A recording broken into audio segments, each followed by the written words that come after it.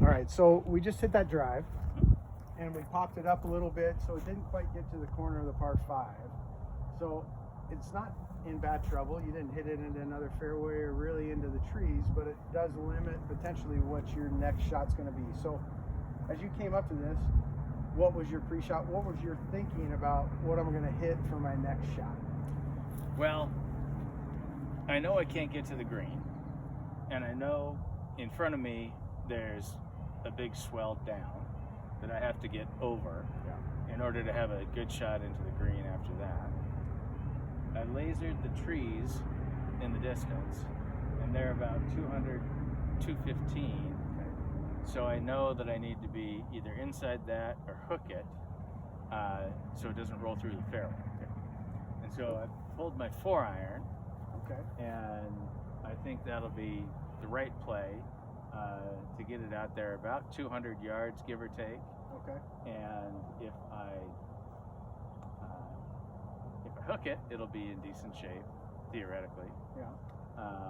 And if I miss it, there's a lot of grass between me and the trees. What happens if you hit it well, but it goes straight? Do you bring that tree line into play if you were to do that? Potentially, but I think that in this cold weather earlier in the season, I'm not likely to smoke it through those trees. And your ball shape is a draw predominantly, so that'll help you out on this shot anyway. So, let's go ahead and line up. All right, so a little bit of bad luck with the bounce it took off of the slope over here, kicked it a little further left than we wanted to. And we have some trees in between us and the green. So what is your mindset here, really from a golf course management standpoint, of the shot you're going to hit next? Well, I know I've got 162 in, and the trees make it a tough shot to hit, say, a full 9-iron into that.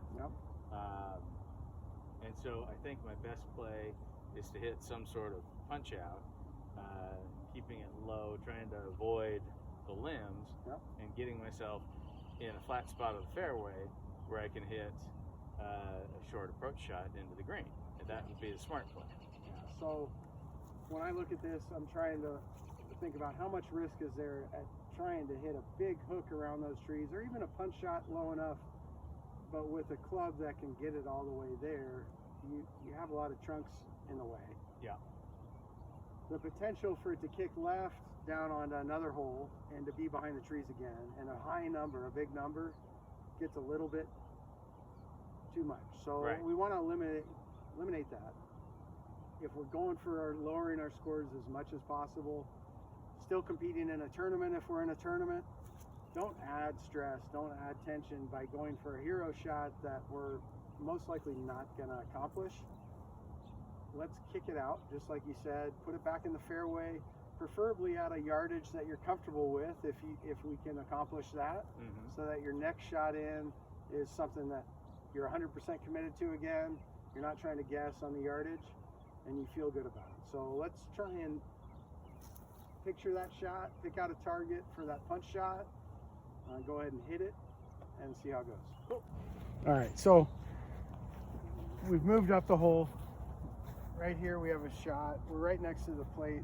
That's a 150 plate to hit the shot in, and you have your rangefinder to make sure that that's accurate. Now I've kind of gone through the visualization process.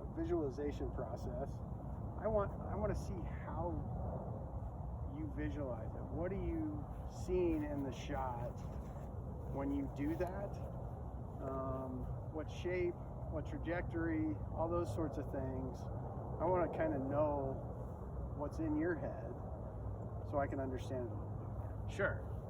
So we got 154 into the center, plays a little downhill.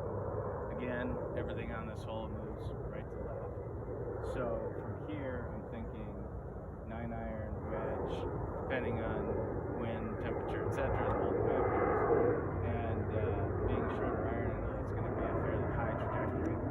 And because I tend to hook the ball a bit, visualizing the shot, I want to see it starting high right,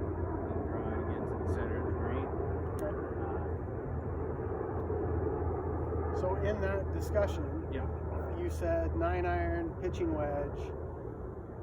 How do you determine which one you're going to hit here? So it's 154. It is a little downhill. What's your thought process between the two? Because when you say that, to me, you put either one of those clubs in your hand, you get over the ball, you're not 100% committed. Right? So I want, the moment you pull that club out of your bag, I want you to feel like this is the right club because I know I'm going to hit it this yardage.